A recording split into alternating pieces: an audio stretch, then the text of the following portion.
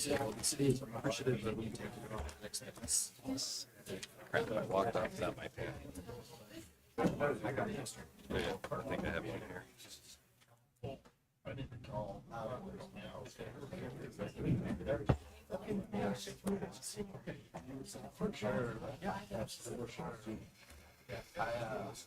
This morning I did Hi, Mark. a. It'll be a little lonely on the end of the table down there for you tonight. So. Yeah. There's some of that.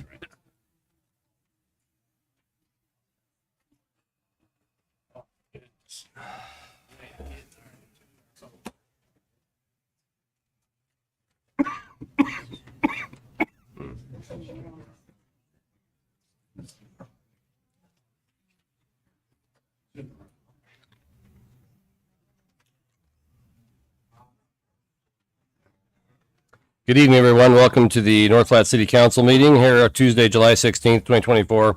It is 5:30 p.m. and we're here in the City Council chambers. Calling the meeting officially to order. An invocation by Craig Fabick. Mr. Fabick, would you like to come up front, please?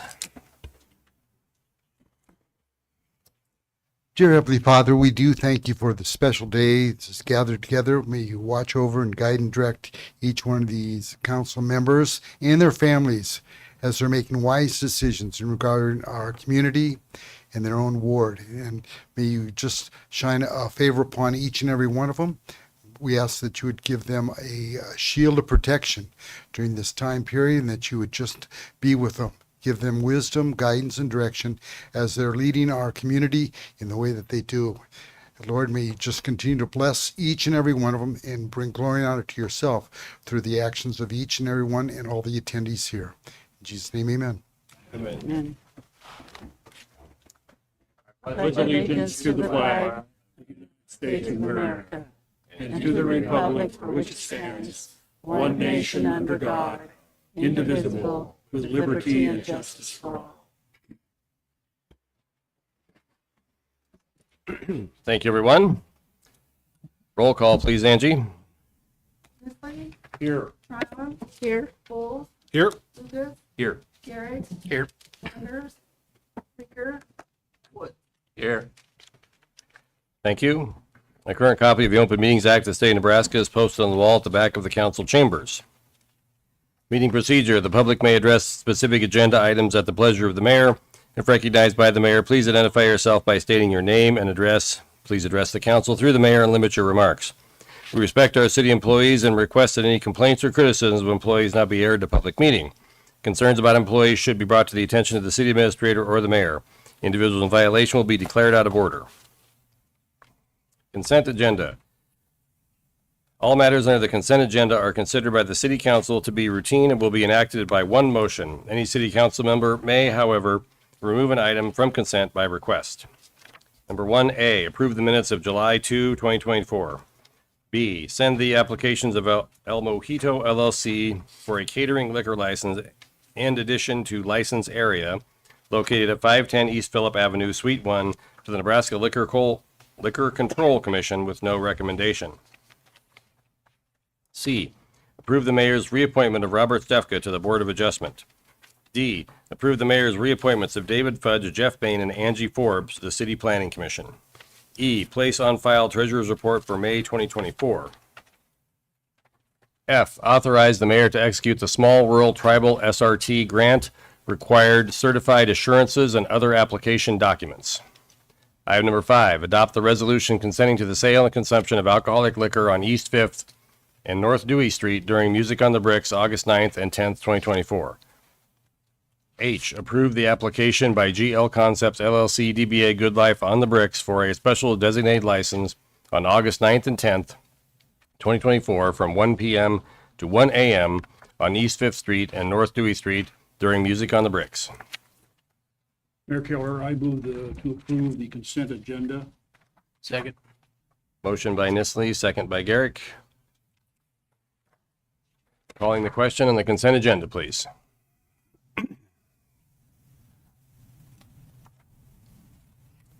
Thank you. Consent agenda is approved.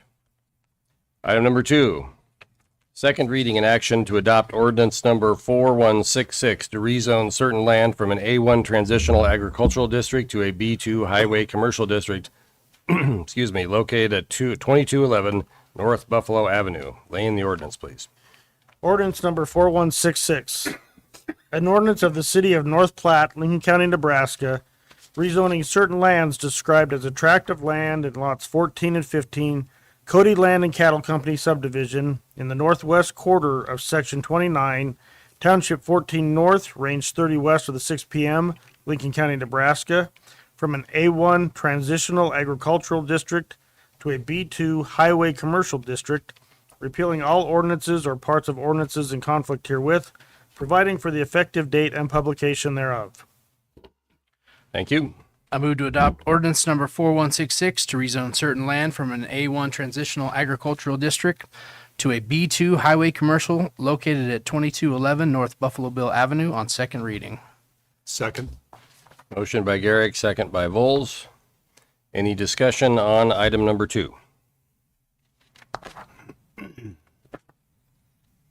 Seeing none, calling the question on item number 2, please. Item number 2 is passed. Item number 3, second reading and action to adopt ordinance number 4171 to rezone certain land from an R3 dwelling district to an I1 light industrial district located at 1265 and 1301 North Dodge Avenue. Lane? Ordinance number 4171. An ordinance of the City of North Platte, Lincoln County, Nebraska, rezoning certain lands described as Lot 4 and Lot 5, Lincoln Highway First Replat, North Platte, Lincoln County, Nebraska, from an R3 dwelling district to an I1 light industrial district, repealing all ordinances or parts of ordinances in conflict herewith, providing for the effective date and publication thereof. I move to adopt ordinance number 4171 to rezone certain land from an R3 dwelling district to an I1 light industrial district located at 1265 and 1301 North Dodge Avenue on second reading. Second. Motion by Garrick, second by Vols. Any discussion on item number 3? Seeing none, calling the question on item number 3, please. Item number 3 is passed. Item number 3A. Adopt the resolution to negotiate directly with Northwestern Energy and related actions. Mr. Mayor, I approve to adopt the resolution to negotiate directly with Northwestern Energy and related actions. Second. Motion by Lucas, second by Garrick. I'm going to ask, you want to talk about this, or do we want Bill to talk about this? Or do we want to ask our experts? Northwestern here also, so. Okay, we have some representatives from Northwestern here. Northwestern is our local gas company. And if you would give us a few minutes on what we're talking about here tonight, we'd appreciate it very much. So, Great. Thank you, Mr. Mayor and members of the council. My name is Pam Bondrud. I'm the Director of Government and Regulatory Affairs for Northwestern Energy. I'm here tonight to ask for your support of the resolution to conduct direct negotiations with the City of North Platte on the recent rate review that we filed with the Nebraska Service Commission. In early June, we filed a request with the Nebraska Public Service Commission to increase our natural gas rates.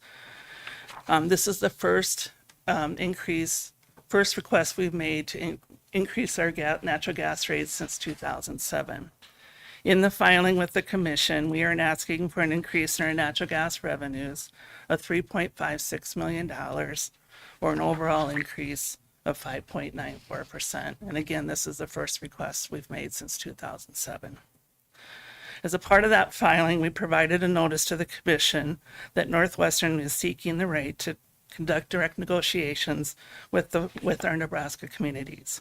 We provided a formal notice to each community asking for their consideration to engage in direct negotiations concurrent with our filing to the commission. Tonight, I'm here to ask for your favorable consideration of a resolution to support direct negotiations. The use of direct negotiations between Northwestern and the communities we serve in Nebraska is unique to Nebraska. It was a right that the four communities worked together and approached the Nebraska legislature in 2003 when they were considering passage of the Nebraska Natural Gas Act. The four communities worked together with the legislature to preserve their right to conduct direct negotiations with their natural gas utility, which is Northwestern Energy. We successfully used the right of direct negotiations back in 2007 when we had our last rate review. And I'm hoping tonight, with your support of the resolution, North Platte will continue that tradition in Nebraska. And I can stand by for any questions that you have. Thank you. Thank you. Could you give us just a little bit of history on how the four communities worked together in the past and during this negotiation? Sure. What happened in 2007 is kind of interesting. Myself, Mike Ty, who's the city attorney, we're about the only two left that were here in 2007 from the communities that worked on the direct negotiation process. Andy Pollock, who's with me tonight, is our legal counsel with Rumbold Lucky out of Lincoln. Andy was the director of the Nebraska Public Service Commission at the time in 2007. So what happened was the four communities collectively hired one consultant to work on all four of your behalf. At that time, Mike Ty was the designated representative for the four communities that worked the closest with us and the consultant. But all the communities had every right to engage to the level that they wanted to as a part of that process.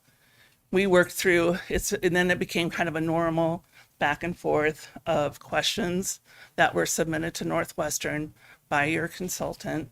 We responded to those questions, and it was a back and forth at that point so that the consultant could understand what was supporting the need for the rate increase in 2007. It would be the same exact process that we would go through today. The other thing that I'd like to make you aware of is there is a fund available at the Nebraska Service Commission that you can apply to collectively to help offset your costs that you may incur in working through a consultant and the rate review.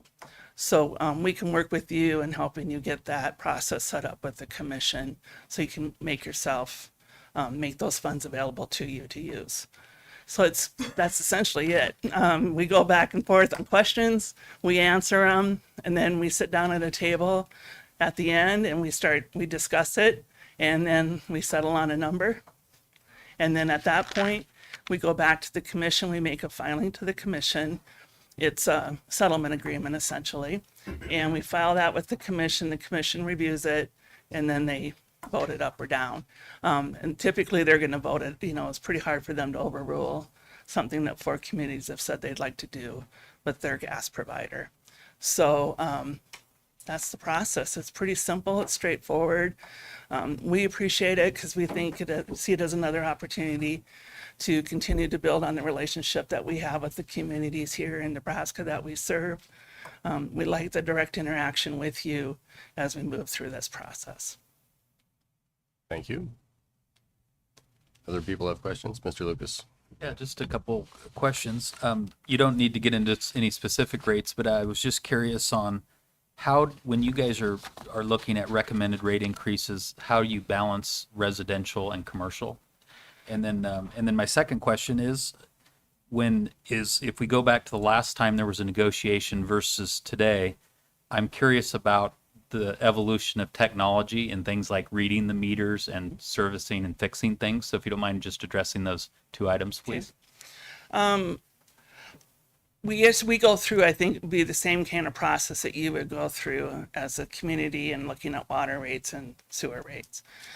We look at class cost of service as you do. We look at class of customers. You have residential, small commercial, and then we have what we call our large industrial or large commercial classes of customers. We have the same rates for all 4 communities, so there's not a different rate structure for each community. It's the same rate structure for everyone. And then we just look at, what is it costing to provide our gas services to those classes of customers. And then we try to balance it the best we can amongst those class of customers so that it's a fair and equitable rate structure as we can make it for our customers. We've invested over $40 million since 2007 in our infrastructure. And so we've been able to stay out this long for 17 years because we've had enough natural organic growth in our customer classes. But, it's like any other business, unfortunately, right now, we're facing a pretty tough economy, and it's time. It's been 17 years, and it's time to come in and rebalance the book, so to speak. So that's how we do it. Maybe just one quick follow-up. In the communities, the 4 communities we're talking about, are you the sole provider in those communities, or are there any of the communities that have more than one provider? Kearney, we do in Kearney, Black Hills Power is also a natural gas provider there. Okay, that's what I thought. Thank you. Yeah. Pete, did you have other questions? Just real quick. So back in 2004 and 2007, last rate increase, the same process was used. It sounds like it's kind of a no-brainer for us to join forces with the other 3 communities because it gives us more leverage. Was it favorable to the communities from what your initial filing was? I guess what I'm asking, was there a reduction in cost to the cities? As I recall, there was, and I'm not going to remember the numbers off the top of my head, but there was a negotiated settlement. So obviously the communities were comfortable with where we came out at. They approved the settlement agreement, and that's the agreement we took to the commission for their approval. Thank you. Donna? I guess I just, these documents in red, that's the old rate, and the change is the proposed new rate on residential. Yeah, that's kind of our all the way- summary document that we put Okay. together. Yeah. I thought that's probably what it was. Okay. And that's what we're proposing. So. And then this fund you were talking about where people could, or communities could apply. So how is that fund funded? Do you remember how that was? Andy Hope probably knows because he was there. Okay, thank you. Actually, I don't remember from that long ago. I will apologize for my appearance. I had a basal cell carcinoma removed yesterday, so I was not in a knife fight or a fist fight. But my name's Andy Pollock. I grew up in Ogallala. I practiced law with the Rimple Lutke law firm, and like Pam said, I was at the Nebraska Public Service Commission when we negotiated with the cities to make sure the cities had an opportunity to negotiate with their rate carrier or with their gas carrier if they wanted to. And as Pam said earlier, all 4 cities decided to do that. One of the things that was enticing to them was the continuation of what's called a municipal revolving loan fund. And simply the city can go to the Public Service Commission and asked for funds to pay for the cost of hiring an attorney or consultants or other experts. And then ultimately that comes from the Public Service Commission. It's a state agency. Its natural gas operations are funded by assessments that they put on the jurisdictional utilities like Northwestern. And what they would do is recoup that money that they pay you for your costs from the utility itself. And the law specifically allows the utility to assess a surcharge, a special surcharge on their customer to cover the cost of that. So it would be a temporary surcharge placed on the customers, but it should make the cities whole, and ultimately it makes the commission whole as well as Northwestern as well. Thank you. Yeah, thank you. I'll just clarify that each community can apply on their own. It has to be one collective application from the 4 or the communities that agree to the direct negotiations. That's a great point, and I should That's have okay. elaborated on that. If you do elect to borrow from the loan, you are under obligation. The city that borrows is under obligation to share the information that you gain through that loan with the other 3 cities that are participating. So if North Platte would seek a loan to hire a consultant or to pay the attorney. The other cities would be entitled to the information that you gather as a result of that. That's made clear in the statute itself. Thank you. Other questions? I have one more. Many of us sitting around this U up here are probably not gas billing experts, but in fact, I about guarantee we're not. If looking at a gas bill, we see that there's at least two major components. One is sort of the it's a relatively static fee, which is the cost of providing the infrastructure, as I understand it. So the pipes in the ground, the pumps, et cetera, et cetera. And the other is the cost of the gas, which of course fluctuates based on market value. And if I understand it, this rate increase is really to address the first one that I spoke about, which is the infrastructure piece. Is that correct? That's correct. Okay. And so that's why when we talk about an average bill, it's about the easiest way we can do it is, we'll look, if you use 100 therms of gas, let's say, with the supply component in it, we're looking at about $8.26 a month.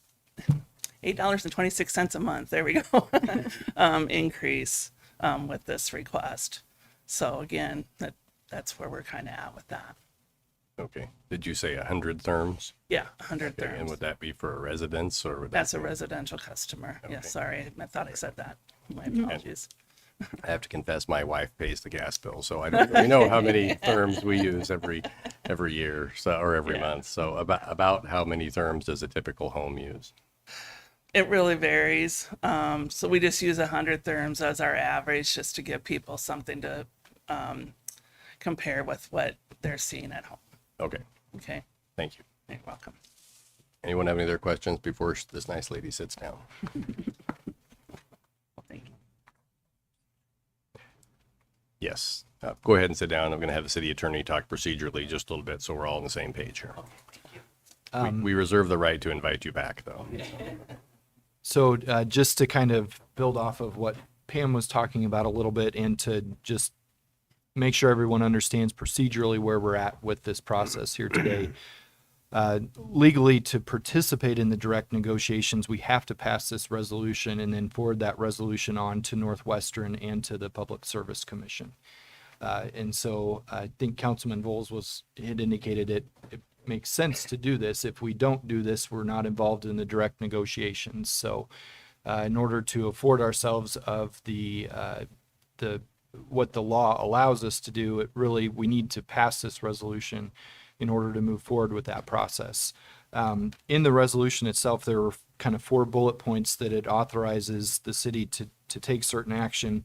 To summarize those 4 points, it's passing the resolution, allowing the city to continue to move forward in the direction of this direct negotiation, and then also work towards an interlocal agreement with the cities of Kearney, Grand Island, and then also the village of Alma. So we are kind of working on that interlocal agreement right now. So everyone's aware what our intent is to hopefully the council's willing to pass the resolution tonight. So the resolution gets passed, it gets forwarded on, and then at the next city council meeting, I would anticipate we would have an interlocal agreement. I've seen copies of that have been passed along amongst the city attorneys for all the affected municipalities.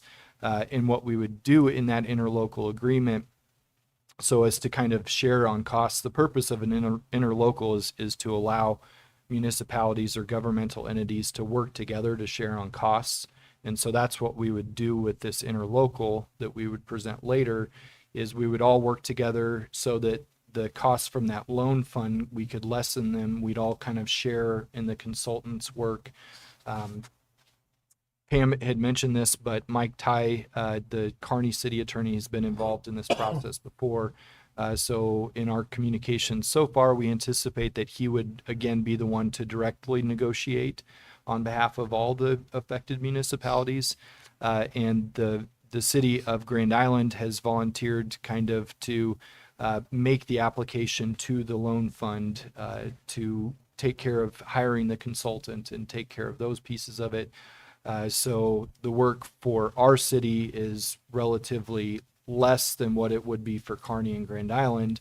But again, we would benefit from all of that work, and we would also fill in and help out however we could. But so everyone's aware, resolution needs to be passed tonight to proceed with the direct negotiations to get the benefit of those. And then we'll have some future action, assuming the resolution's passed tonight. Thank you. Any other questions or comments on item number 3A? So what happens if it doesn't pass? I mean, then what happens? Then What's we're the left choices? out. Oh, okay. And then we're just at the mercy of the gas company. We don't get any say. We're not participating in the direct negotiations, so we don't get a say in what happens with them. So again, my recommendation, it would benefit the city, in my opinion, to participate in these direct negotiations. Thank you. Just a Ty, comment. go ahead. I bet Mr. Nisley could speak to this more than I can. It's been a while since we've had utility items, and it's probably been several years since we've had an important utility item. My experience has been that you will get a tremendous amount of questions about this because it affects every resident we have. And so I'm completely in favor of this. I appreciate them being here tonight. And I think the important thing is that that information can then come back to us in a way where we can all see it, have it available, because our phones will ring and our emails will. And rightfully so. It affects every resident and business we have in the community. So I applaud the effort here and just request that we have a thorough review of the information back so we can answer those questions. Other questions or comments? Seeing none, calling the question on item 3A, please.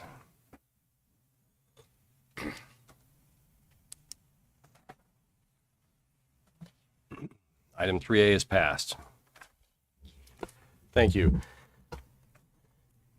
Before we move on to the next public hearing, I see quite a few people here who are probably sitting back there waiting for us to get to items number 5 and 6 and 7. Just in the vein of not keeping you here all night, the developer requested just a bit ago that we not consider items 5 and 6 tonight. So we're not going to be talking about the potential changes out there on the Ottinger property. We will talk about them on the 6th of August. So you guys are welcome to stay. We will consider, thank you very much for coming. We will consider item number 7 here in a little while when we get that far down the agenda, but I didn't want to keep anybody here unnecessarily. Okay. Moving on to the public hearing for item number 4, in which we will consider public comment on adopting the resolution authorizing the mayor to sign and be directed to proceed with a 2023 Rural Community Recovery Program application and all related documents between the City of North Platte and Nebraska Department of Economic Development. Opening the public hearing on this issue, some of you will remember this is the approximately $1 million housing grant that we applied for last year and received, and then ended up turning down because the rules did not ultimately allow us to do, the city, what we thought we were going to do. Subsequent to some changes with the unicameral laws, we believe we'll now be able to process properties in the way that we thought we were going to be able to do that last year, legally and appropriately. And so we have to reapply for the grant. And this is essentially a highly similar application. Would that be fair to say, Kevin and Judy, who wrote quite a bit of the grant? Thank you. Okay. Anyway, we have a public hearing on this. It's a requirement of the grant process. So anyone would like to make a comment regarding this grant, please feel free to come up and make a comment at the podium.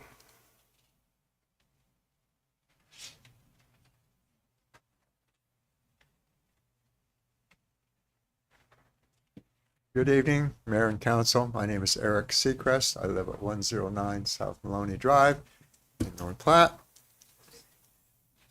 This is really a great opportunity to get it right this time, and even a little more money. What's the problem here? Problem is there are hundreds of vacant, abandoned, and deteriorated properties, mainly in older parts of the city. These vacant, abandoned, and deteriorated properties farm neighborhoods.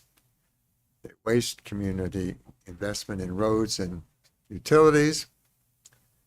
And the problem occurs for many different kinds of reasons.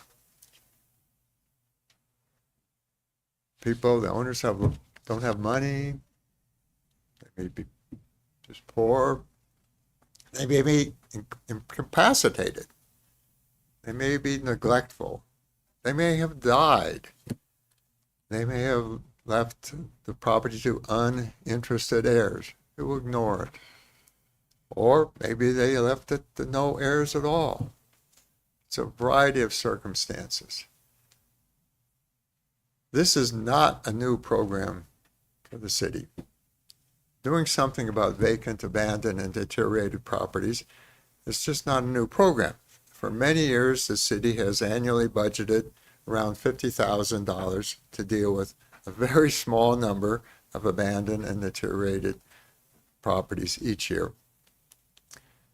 This is a big opportunity because this grant would let the city make noticeable progress in cleaning up some of the biggest problems and put land and community infrastructure back to good use. Vacant, abandoned, and deteriorated properties are among the hardest problems facing local government. What is common about them all is there is little or no realizable market value in these properties because of the deterioration, environmental hazards, and the cost of demolition or renovation. A local insurance agent advised me that owners of greatly deteriorated properties typically decline to get property insurance, assuming it's available, because their cost is not worth the small amount of value in the coverage.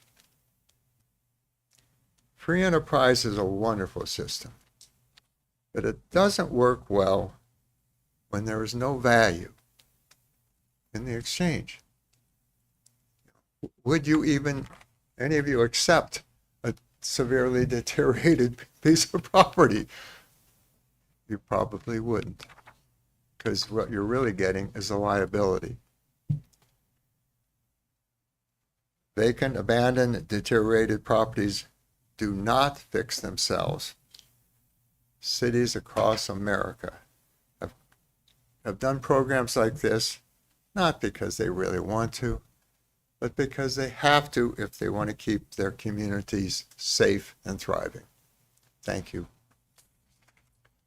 Thank you.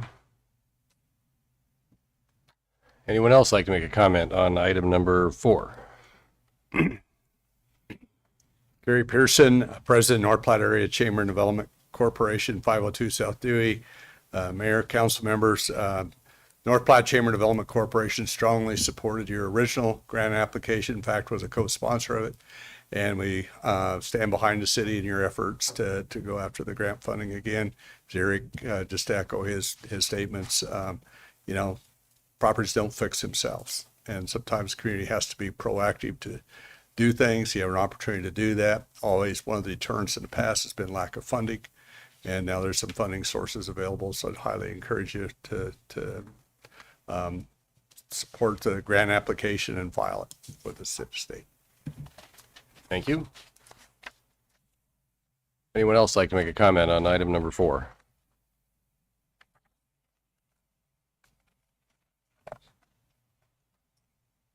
I move we close public hearing. Second. Motion by Vols, second by Garrick to close the public hearing. Calling the question on closing the public hearing, please.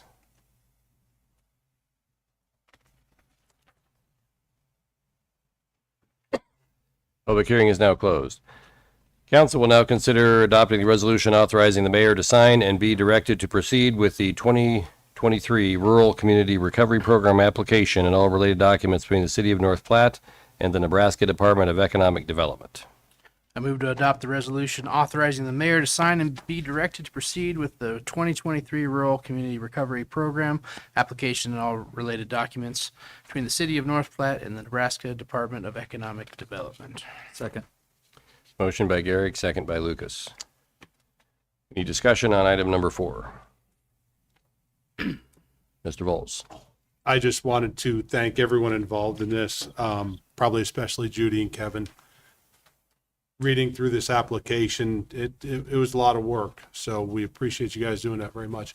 You know, one thing to really consider with this is our police department and our fire department. Vacant properties are a health hazard to the city. They're a hazard to our police department because you will wind up having transits live in that. And then it could also be a hazard to our fire department because Lord knows what's going on in vacant and abandoned properties. That could be a potential fire hazard. So that is just one aspect. Yeah, we all know that we have a lot of them in town and they need to be cleaned up, and we don't have the funds to do that. So, but you also have to consider the unintended consequences of these properties and the safety risk to our public officials. So that's all I have to say. I'm in full favor of this application, this grant application. So thank you very much. Other comments or questions? Mr. Garrett. Thank you, Mayor. The original grant / loan, was that ARPA funding also, or is this new funding? It was ARPA funding before? It is. Okay. It is still ARPA So, funding. Gotcha. Yeah.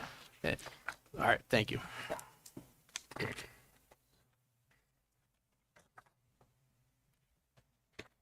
Any other questions or comments? Mr. Lucas?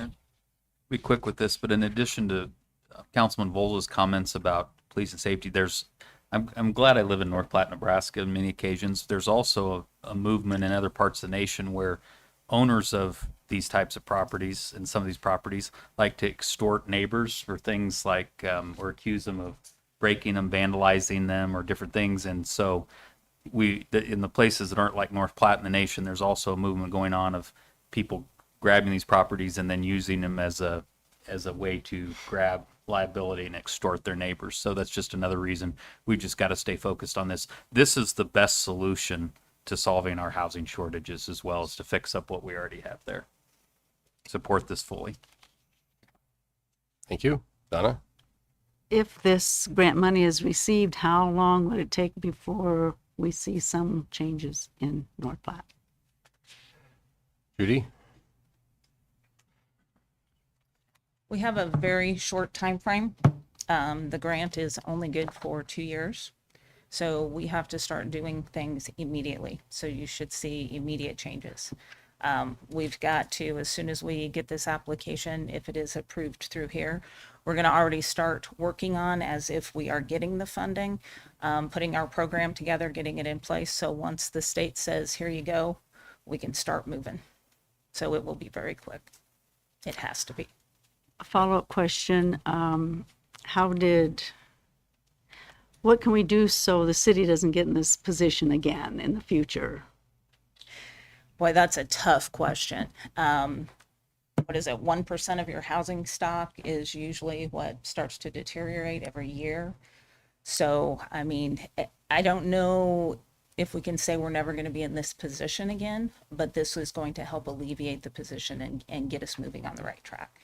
I mean, do we have regulations in place that prevent some of what's happening? And we have property maintenance regulations, and that's where we have some vacant properties out there that we continuously are getting after the property owners to mow, to take care of, to maintain. So we do that on a regular basis.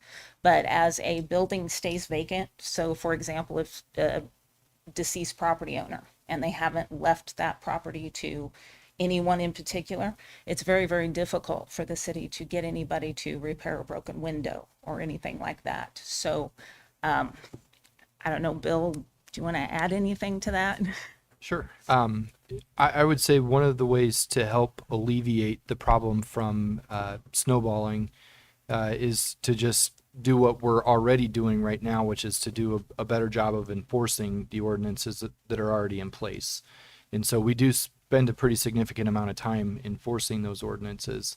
And from my perspective, when you show the residents of the city that you're serious about enforcing ordinances and you're pursuing fines and eventually pursuing condemnation actions to clean up the properties that aren't getting cleaned up, then that sends a message. And so, we've been working on that for several years now, and it's slow going. But I think that the best way that we can help to try to fix what we see as a little bit of a problem is to continue doing what we've started doing. And a lot of these properties that we're talking about, we slowly work on. And with this grant money, it would give us the resources to be able to focus in on a much bigger, I would say, subset of these problems, as opposed to just the few that I'm able to work on at a time, like I'm doing right now. Because ultimately, with a lot of the problems that we're talking about, it takes a lot of legal proceedings to go through, whether it's condemnation or we've started looking into properties that have been abandoned, and we've determined that the property owner's deceased, and we can't locate any relatives that are willing or able to do anything. And so, those are the types of properties that this grant would allow us to kind of open up our nets larger and go after trying to clean up more of them. I guess I know some properties that people are living there and nothing has changed.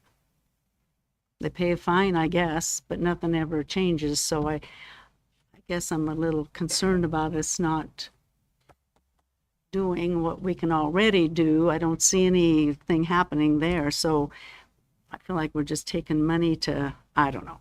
I'm sorry. I can't support this. I mean, I guess if we can't do what we need to do without it, so it doesn't happen again, and inflation, this is what's causing our inflation. Government money. So Judy, what was the source of the list of properties that we looked at for this grant? So several years ago, we started initiating what we call the property maintenance team, or the property resolution team, that has several members of the community on there that look at these houses that are in disrepair. This grant will not focus on, it will help with some, but those properties that are occupied, we have a person that we can go to court with, that we can work with to get them mowed. This is more of a focus on those houses that are unoccupied or unoccupiable or a danger. And that's what that is going to do. But the source of where most of these properties have been identified are through that property resolution team, or that property resolution list that we have, which has a number of properties on it. Some of those we could easily take care of if we had the cash to do it. When you look at a property that's been sitting there for years that's vacant, and it may even be up for sale, the city can't just go in there and take the property and get rid of it. It's not ours. So with funds like this, what we can do is maybe offer to purchase it, maybe negotiate with the current property owner, say, hey, let us take that problem off your hands. We'll take it, we'll demolish the structure, and we'll offer it up for sale for somebody to build an affordable house on, or an affordable rental. Something like that. Infill lots are a lot easier for people to, a lot more cost effective for people to build a new house on, or build an owner occupied home on, because you've already got your infrastructure. But a lot of people won't purchase those right now because they have that $20,000, $30,000, $40,000 cost of demolition, or possible liens that have been placed on that property because of compliance issues. So this gives the city the opportunity to do that, have a vacant lot that they can offer to somebody to purchase and put a new house on. Very simple concept. And It's a Ju- dilemma, all right, it is. And Judy, in the property resolution team, and I don't remember the numbers off the top of my head, and you probably don't remember exactly either, but as we've been attending those meetings almost monthly, we occasionally cancel, but almost monthly for the last, well, all the time that I've been mayor, and I know you're meeting prior to that because the group was started by my predecessor. How many properties have we cleaned up approximately? I know the second page of the Excel document has I know, that I'm number on sitting, there. I'm sitting there thinking, is there 70 that we worked on? Maybe half of them are still in process. in process. Some of them are very easy. Contact the property owner, give them a few resources of where they can go to get the help that they need to get their property fixed up. Others are on that list, probably have been on that list for the last 5 years because we just don't have the resources to clean those up. Yeah. I don't know. I think Bill's looking for the number. I can think of the one particular property that probably within the last 3 months, it has probably reached what we would normally call an acceptable state. And we were talking about that property when I took office. Yep. And these folks were actually quite amiable to being helped. And we were able to find resources throughout the community to to improve their situation in their house. But some people, for whatever reason, choose to fight tooth and nail. Yes. And when the city attorney's involved, it is not uncommon for one of those properties to sit on that list for greater than 2 years by the time it works itself through the legal process. And even then, to Councilwoman Tryon's point, sometimes they just pay a fine and little or nothing changes. And so then the process starts again. Now the Mr. Kaczynski, our sitting attorney, has taken the practice of consistently doubling or tripling those fines if we're considering people for the same issue over and over again. So eventually, we believe these will abate because it will become quite expensive not to clean up the front yard or whatever the case may be. But it will take years. And I think this particular grant application isn't so much meant to address people who maybe aren't mowing their lawns or maybe not redoing their roofs or something, but it's more for these abandoned properties that, I mean, I think there was one property that was clearly abandoned because it was left to a person who doesn't exist. Yes. And it took most of 3 years to get that cleaned up through the court system. And it wasn't like we weren't diligent about it. I mean, but that's how long it took to get cleared, because for very good reason in America, there are some very hard and staunch processes to take someone's property, and it should be that way. But when there's no one to deal with the problem, this grant will give us the opportunity to provide some money so we can compensate somebody a little bit and improve the community at the same time. I think it's a wonderful idea. And thank you for your work and Kevin's work on it. Donna, go ahead. So I have a follow-up. So the money is there for 2 years? Correct. And then is there if there's a balance left, what happens? Or if this isn't all done in 2 years, obviously it doesn't sound like to me it's going to get done in 2 years. So then what? We have to expend the grant funds within 2 years. What our vision is we're going to lose money. I mean, it's going to be obvious, but through the sale of the property to someone else, we'll recapture that funding and hopefully come up with very small, a revolving loan fund that can continue. So at the end of 2 years, what has not been used, does that revert back? That will be our money to use to continue the program. That is our vision. If we don't expend the whole $1 million, it's use it or lose it in that 2 years. Right, correct. Part of it Yes. we don't use. To some of your points, we have 2 code enforcement people. We have over 12,000 parcels of property. It's a big task. That department's been cut over the years before this body and things, and most cities our size have at least double that size of a code enforcement. So that's partly where we've got to the place we are. As was mentioned, we budgeted about 50,000. I think it's 55,000 this year for demolition and stuff. One single demolition last year that we partook in was $35,000 demolish a structure. So that money doesn't go very far that we budget every year for those kinds of things. So that's hopefully to help this process out. I've got a question, Judy. So we get all the piece of property and we demolish the house. I know most little houses go for around 10 grand to demolish them, and you got legal fees and stuff. And so then we're gonna sell the property. Now, are we gonna put it out widely on an auction so a whole bunch of people can bid on this, or are we gonna do like we do sometimes and just kind of not really make this known? We're definitely going to make it known for several reasons. One, if there's a person that wants to donate a property to the city, we would definitely do that. The other one, when we get ready to sell them, yes, we are going to make it widely known so that anybody can bid on it. The thing is that with this grant, there's some regulations that they have to comply with.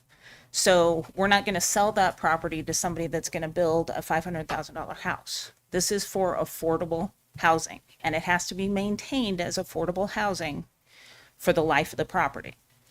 So whoever buys that property is going to have to sign a contract that says, I am going to build an affordable housing, and that affordable house is going to be between a certain dollar amount. That is going to actually either be their home or they can use it as a rental, but it has to be at an affordable rent. So whoever is going to build that is going to have to abide by those rules to make sure that we get affordable housing and not, grand houses that are $500,000. So now we're gonna be putting TIF dollars into it and other government grants, which is gonna inflate things. I see houses all around my area where I work that people are doing beautiful things to. And they're selling some of them, they're renting some of them, but they're not getting any help from anybody. They're just doing it. And they're vacant homes. I buy vacant homes all the time. They're garbage. And do them. And this is just, it says it's because of the COVID pandemic. Okay, the government did stupid things and ruined the economy, and now we're going to do stupid things and take more money and shovel it out so the inflation keeps going up. And vacant homes are not dangerous. They're clean, actually. There's no rodents, there's no bugs in them.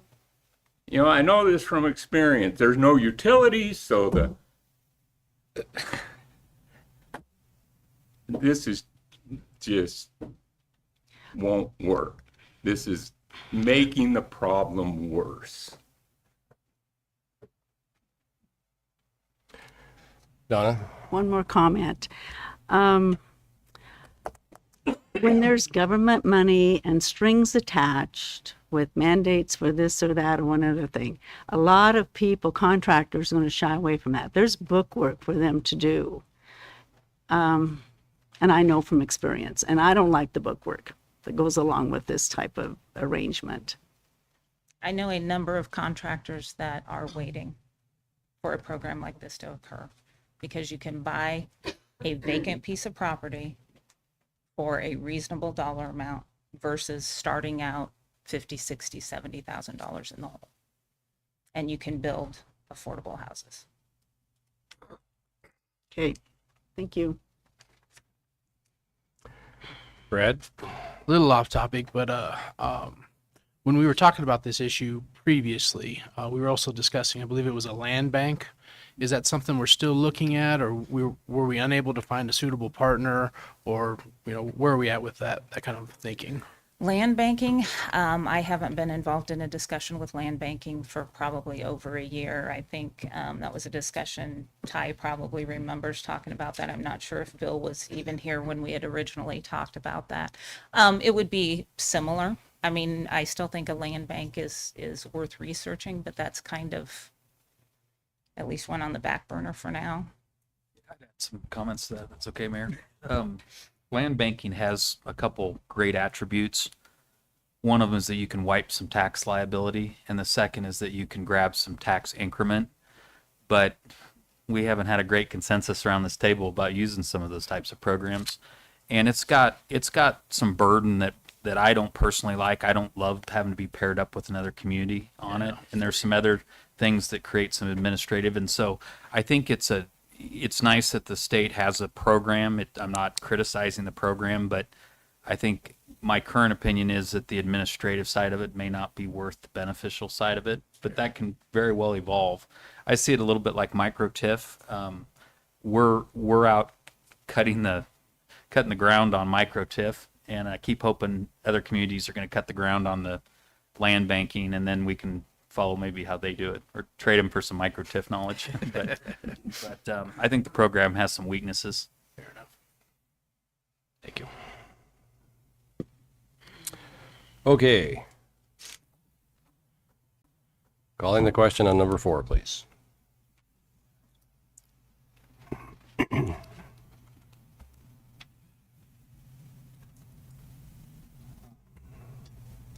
Mayor, since this item calls for a resolution, we only have 4 votes, so you would need to vote in order to potentially reach the requisite number of votes in favor. Okay, I vote in favor. Item passes. As I announced earlier, we are not considering items number 5 and number 6 at the request of the developer tonight. We will, however, move on to item number 7. We'll let Lane get turned to the right page here. So we're going to open a public hearing regarding action to adopt ordinance number 4172, annexing parcel ID number 0054624.80, described as Block 2, Glenfield's 3rd subdivision, Lincoln County, Nebraska, into the corporate limits of the city of North Platte, Nebraska, consisting of approximately 9.96 acres. Lane, the ordinance, please. Ordinance number 4172. An ordinance of the mayor and council of the city of North Platte, Lincoln County, Nebraska, to include within the corporate limits of the city of North Platte certain lands described as Block 2, Glenfield's 3rd subdivision, Lincoln County, Nebraska, repealing all ordinances in conflict herewith, providing for the effective date and publication thereof. Thank you. I move Okay, to, hold on. We're doing a public hearing. Don't jump the gun here. Thank you. Public hearing on issue number 7.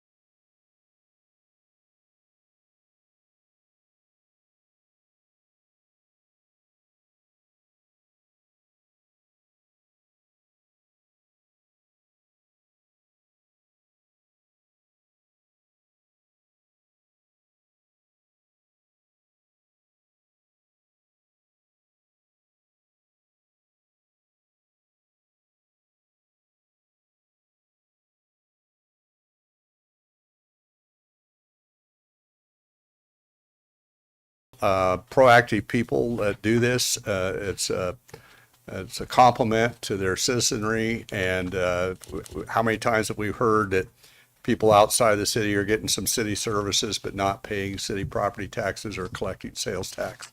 So somebody that's proactive like this, please embrace it. And this whole area along that corridor of Buffalo Bill certainly has other great potential, as will be illustrated in the upcoming comprehensive plan as well. Thank you. Other questions or comments at the public hearing? Still open. No one seems to be moving at the moment. I move we close public hearing. second. Motion by Vols, second by Garrick. To close the public hearing. Calling the question on closing the public hearing, please. Public hearing is now closed. Council will now consider action on to adopt ordinance number 4172, annexing parcel ID number 0054624.80, described as Block 2, Glenfield's 3rd subdivision, Lincoln County, Nebraska, into the corporate limits of the city of North Platte, Nebraska, consisting of approximately 9.96 acres.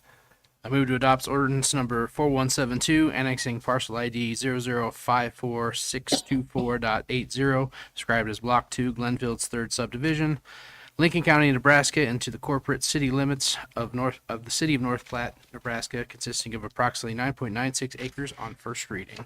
Second. Motion by Garrick, second by Vols. We have discussion on item number 7.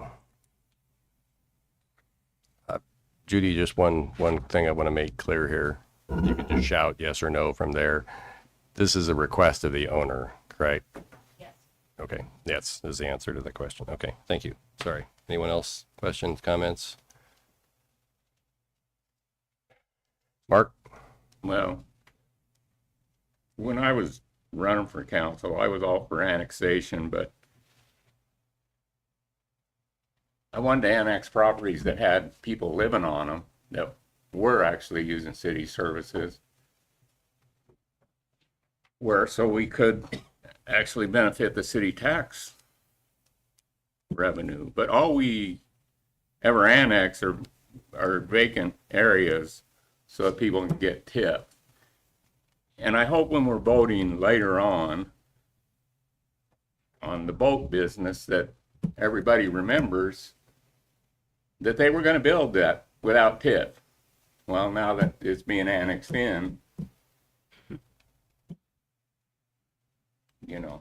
just remember that.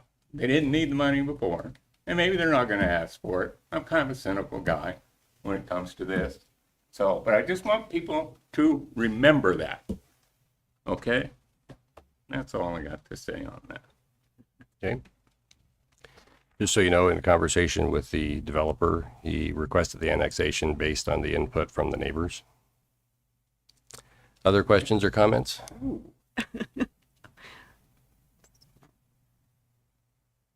Seeing none, calling the question on number 7, please.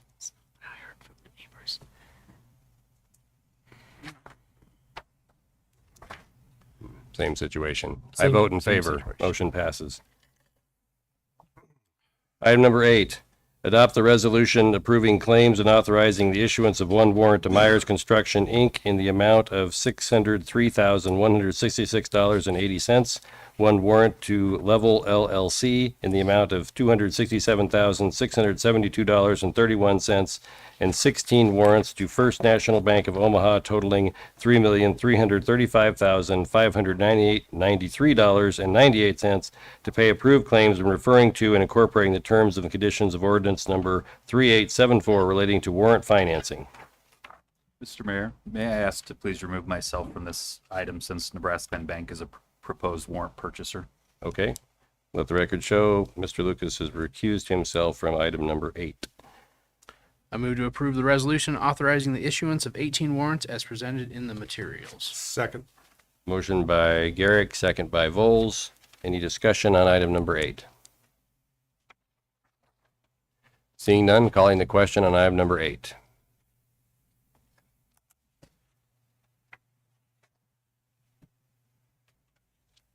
Item number 8 is passed.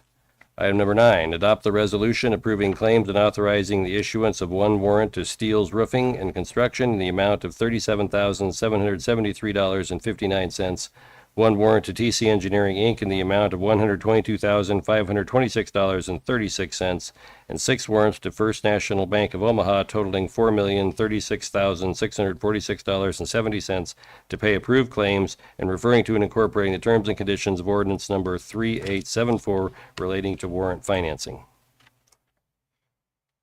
I move to approve the resolution authorizing the issuance of 8 warrants as presented in the materials. Second.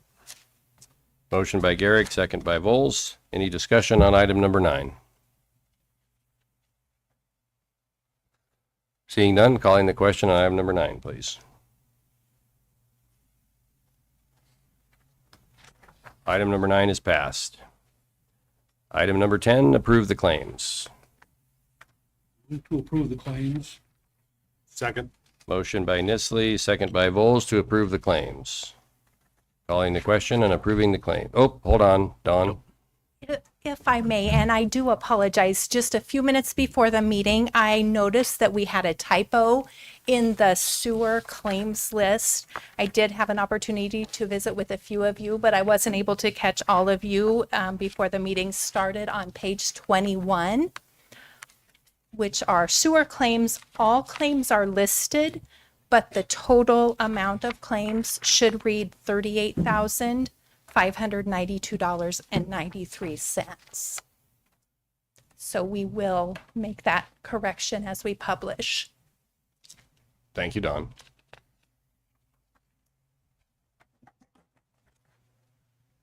Calling the question on item number 10.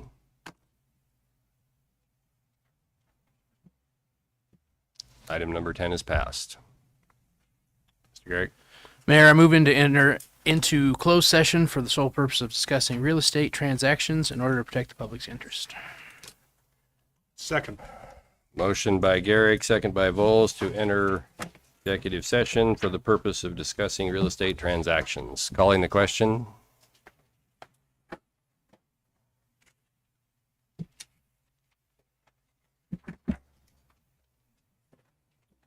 Thank you. Council is now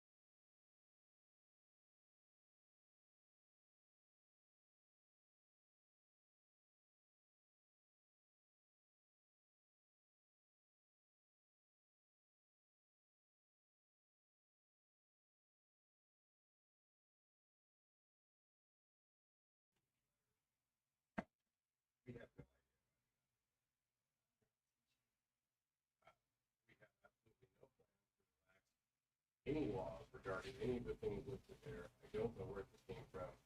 I know some of these names are people that live in North Platte, but I have no idea if these are people that are actually in favor of something like this. Or if they just got it on Facebook. I try to share this stuff with you guys when I'm showing up at City Hall, just so you know what's going on. If it's Facebook or whatever. Well, I've had people talking to me about up here that are worried.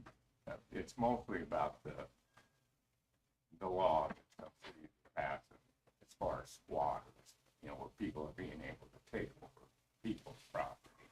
I try to tell them that ain't happening here. Yeah, that's not happening, you know. So May's kind of something like that. I was telling Bill there was a national story last week about a town that both parties are going to find them for nuisance abatement. They kept calling their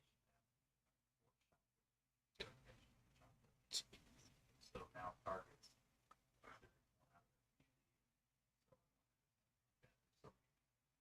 Yeah, but people are Nationwide that are spurring. people are just worried. I don't see those kind of things happening here. And just to recognize the target life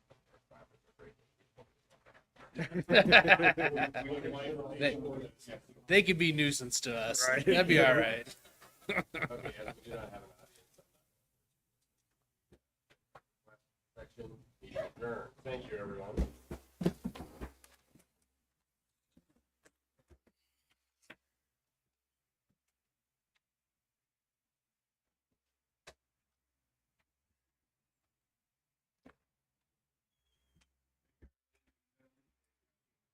You guys all in order.